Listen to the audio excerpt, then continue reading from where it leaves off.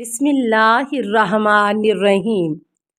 السلام علیکہ یا صاحب العصر والزمان۔ نمبر 1، یہودیوں سے مناظرہ۔ پیغمبر اکرم صلی اللہ علیہ وآلہ وسلم، کیا تم لوگ یہ چاہتے ہو کہ میں تمہاری باتوں کو بغیر کسی دلیل کے مان لوں؟ یہودی گروہ: نہیں۔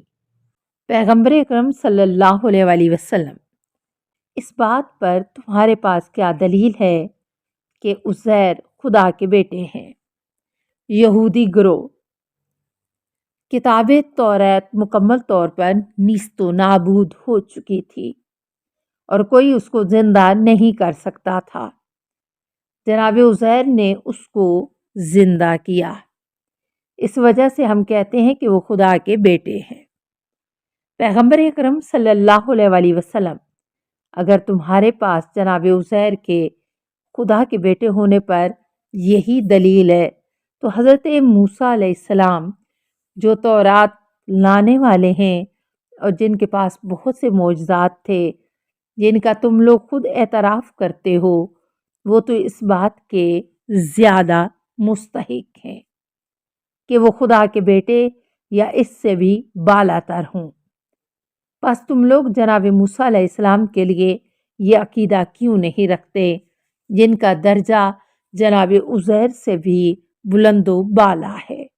اس کے علاوہ اگر خدا کا بیٹا ہونے سے تمہارا مقصود یہ ہے کہ عزیر بھی دوسرے باپ اور اولاد کی طرح شادی اور ہم بستری کے ذریعے خدا سے پیدا ہوئے ہیں، تو اس صورت میں تم نے خدا کو ایک مادی، ایک جسمانی اور محدود موجود قرار دیا ہے، جس کا لازمہ یہ ہے کہ خدا کے لیے کوئی خلق کرنے والا ہو اور اس کو خالق کا محتاج تصور کریں۔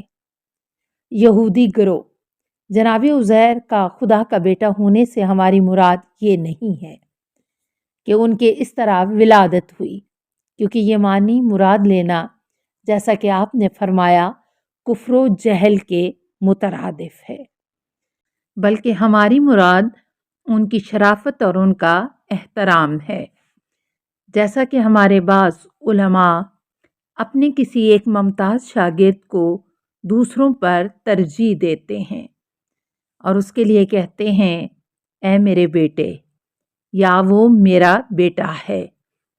یہ بات تو معلوم ہے کہ ولادت کے لحاظ سے بیٹا نہیں ہے، کیونکہ شاگرد استاد کی اولاد نہیں ہوتی اور نہ ہی اس سے کوئی رشتہ داری ہوتی ہے۔ اسی طرح خداوند عالم نے جناب عزیر کی شرافت اور احترام کی وجہ سے ان کو اپنا بیٹا کہا ہے، اور ہم بھی اسی لحاظ سے ان کو خدا کا بیٹا کہتے ہیں۔ پیغمبر اکرم صلی اللہ علیہ وآلہ وسلم، تمہارا جواب وہی ہے جو میں دے چکا ہوں۔ اگر یہ منطق اور دلیل اس بات کا سبب ہے کہ جناب عزیر خدا کے بیٹے بن جائیں، تو پھر جو شخص مثل حضرت موسیٰ علیہ السلام جناب عزیر سے بھی بلند و بالا ہوں، اس بات کا زیادہ مستحق ہیں۔ خداوند عالم کبھی بعض لوگوں کو دلائل اور اپنے اقرار کی کمی سے عذاب کرے گا۔ تمہاری دلیل اور تمہارا اقرار اس بات کی عکاسی کرتا ہے کہ تم لوگ جناب موسیٰ علیہ السلام کے بارے میں اس سے بڑھ کر کہو جو جناب عزیر علیہ السلام کے بارے میں کہتے ہو۔ تم لوگوں نے مثال دی اور کہا کوئی بزرگ اور استاد اپنے شاگرد سے کوئی رشتہ داری نہیں رکھتا، بلکہ اس سے محبت اور احترام کی وجہ سے کہتا ہے اے میرے بیٹے، یا وہ میرا بیٹا ہے۔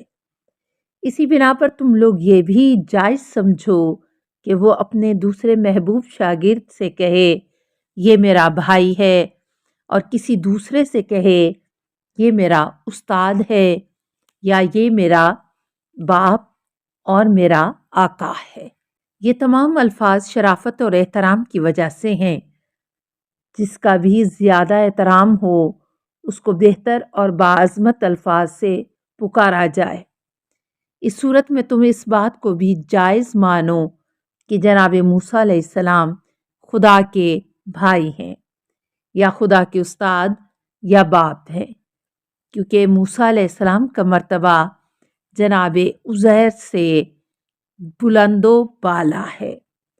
اب میں تم سے ایک سوال کرتا ہوں کہ کیا تم لوگ اس بات کو جائز مانتے ہو کہ جناب موسیٰ علیہ السلام خدا کے بھائی یا خدا کے باپ یا خدا کے چچا یا خدا کے استاد، آقا یا ان کے سردار ہوں، اور خداوند عالم احترام کی وجہ سے جناب موسیٰ علیہ السلام سے کہے اے میرے باپ، اے میرے استاد، اے میرے چچا اور اے میرے سردار؟ یہ سن کر یہودی گروہ لاجواب ہو گیا اور اس سے کوئی جواب نہ بن پایا، اور وہ حیران و پریشان رہ گئے تھے۔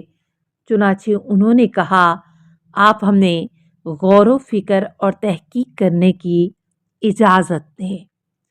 پیغمبر اکرم صلی اللہ علیہ وآلہ وسلم، بے شک تم لوگ اگر پاک و صاف دل اور انصاف کے ساتھ اس سلسلے میں غور و فکر کرو تو خداوند عالم تم لوگوں کو حقیقت کی طرف رہنمائی فرما دے گا۔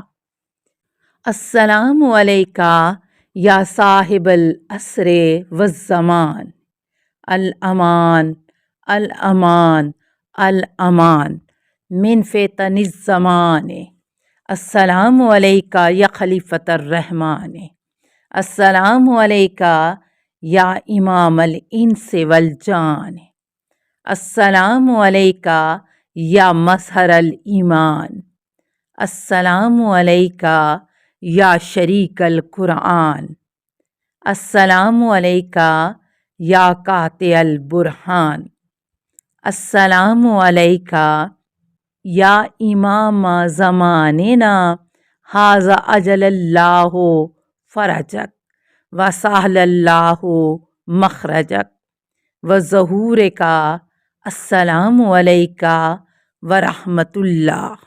اللہم صلی علی محمد و آل محمد۔